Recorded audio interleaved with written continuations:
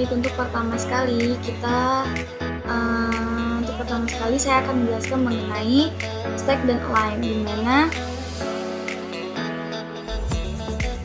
untuk pertama sekali kita buat terlebih dahulu project baru dengan mengklik di bagian atas ada view, terus kemudian comment palette, dan kita buat sebuah project baru dengan menekan new application project. Nah, ini saya sudah membuat folder baru di mana yang saya berikan nama dengan nama tugas final. Nah, ini merupakan codingan dari stack dan align, di mana fungsinya di sini kita beri nama kelasnya my app dengan returnnya material apps. Di dalam material app terdapat properti berupa home yang dia itu scaffold. Di dalam scaffold terdapat app bar yang ada di dalam propertinya, di mana app bar ini memiliki properti title yang kita beri nama belajar stack align.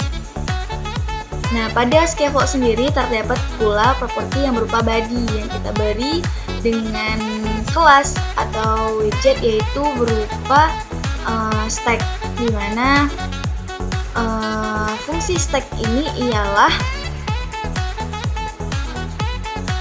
membuat suatu widget itu secara berlapis. Jadi untuk bagian lapis yang pertama itu berada di belakang, sehingga ketika ada widget-widget yang lainnya maka dia akan menimpa bagian di atasnya.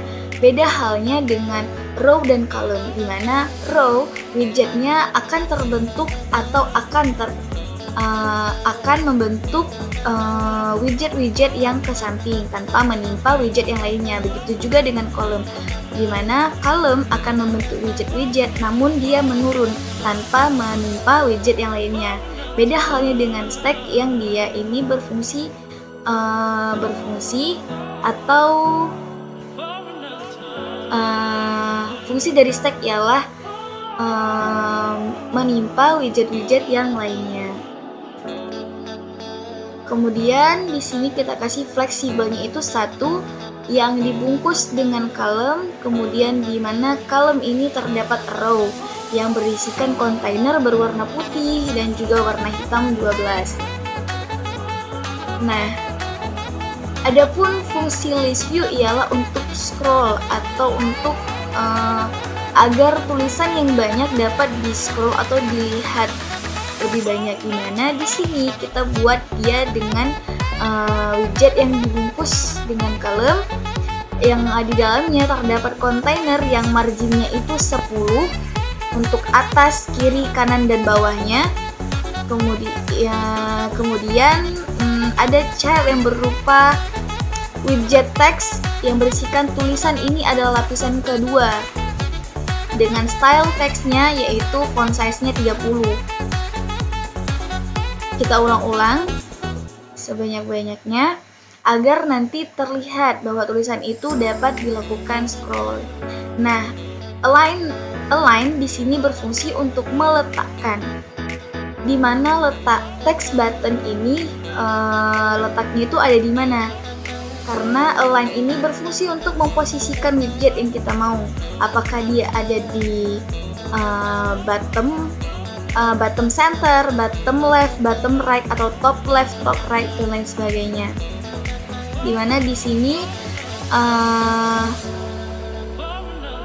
primary colors-nya black, kemudian background color-nya kita kasih dengan warna kuning. Dengan teks yang kita beri yaitu tulisannya button.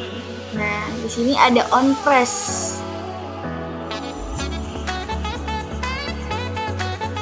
Hasilnya sebagai berikut. Nah, ini tulisan ini dapat di scrolling. Inilah fungsi list view.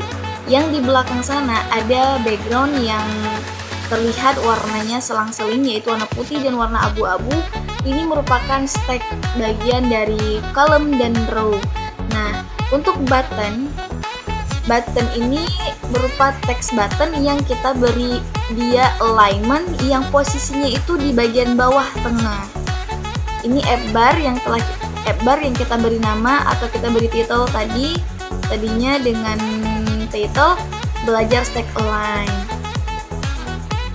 Nah, mungkin sekian penjabaran dari materi, stack, dan alignment.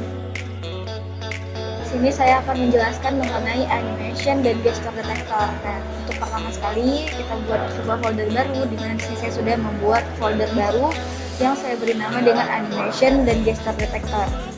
Nah, untuk kelasnya saya kasih nama dia dengan my app. Kemudian di sini adanya written material, di mana di dalam written ini ada property home, di mana itu ada kelas scaffold yang berisikan app bar, di mana app bar menerima property title yang berupa kelas teks yang berisikan string yang saya beri nama dengan animation dan gesture detector. Di dalam scaffold adanya body yang kita beri dengan widget center.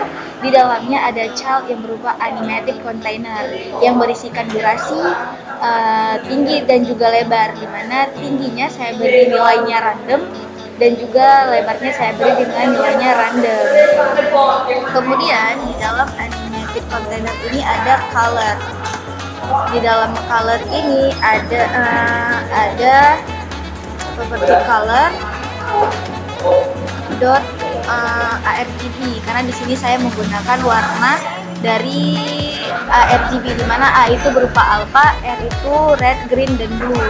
Nah, untuk from ARGB memiliki nilai value di mana dari 0 sampai dengan 255. Maka di sini alphanya saya beri nilai 255. Untuk randomnya saya mau warnanya itu hingga 255. Maka di sini saya letakkan variabel random yang next int-nya itu 256.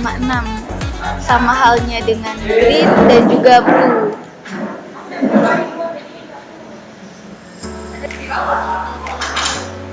Baik, di sini untuk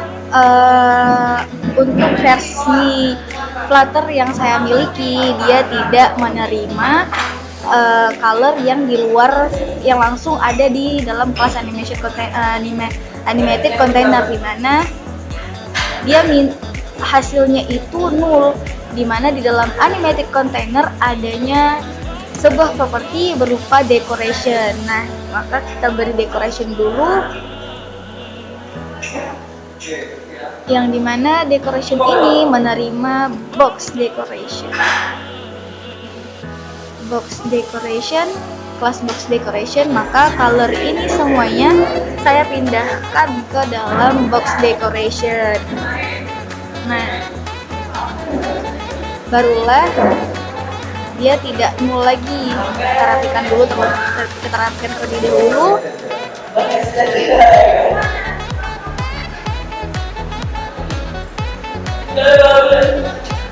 Kita reload.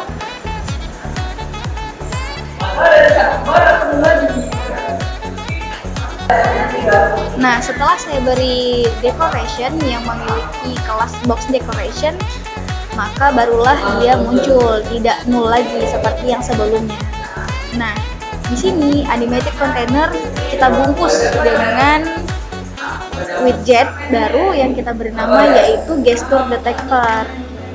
Gesture detector, di mana di dalam gesture detector adanya on tab yang nantinya bisa kita tekan atau kita klik, yang akan merubah bagian ini menjadi random atau berbentuk yang acak-acak gitu.